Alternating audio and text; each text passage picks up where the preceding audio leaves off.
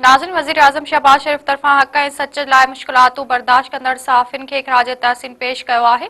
सहाफ़ियुनि ख़िलाफ़ ॾोहनि जे ख़ात्मे जे आलमी ॾींहं जे मौक़े ते वज़ीर आज़म शहबाज शरीफ़ पंहिंजे पैग़ाम में चयो आहे त अॼु जो ॾींहुं असांखे उन हक़ीक़त जी यादि ॾियारे थो त आज़ाद, बाख़बर ऐं ज़िम्मेवार सहाफ़त कंहिं बि जमहूरी मुआशिरे जी बुनियादु आहे।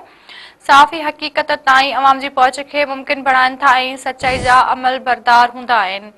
वज़ीर आज़म शहबाज शरीफ़ चयो आहे त पंहिंजे पेशा वारनि फ़र्ज़नि जी अदायगी दौरान सहाफ़ियुनि ख़िलाफ़ तशदुद, धमकी ऐं इंतिक़ाम ते ॿधल ॾोह दरअसल आज़ादी इज़हार ते हमिलो आहिनि।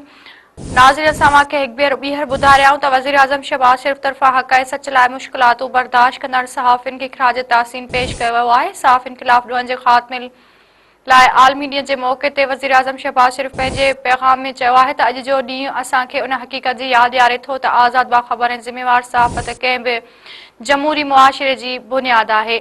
सहाफ़ी हक़ीक़त ताईं अवाम जी पहुच खे मुमकिन बणाइनि था ऐं सचाई जा अमल बरदार हूंदा आहिनि। वज़ीर आज़म शहबाज शरीफ़ चयो आहे त पंहिंजे पेशा वारनि फ़र्ज़नि जी अदायगी दौरान सहाफ़ियुनि ख़िलाफ़ तशदुद, धमकी ऐं इंतिक़ाम ते ॿधल ॾोह दरअसल आज़ादी इज़हार ते हमिलो आहिनि।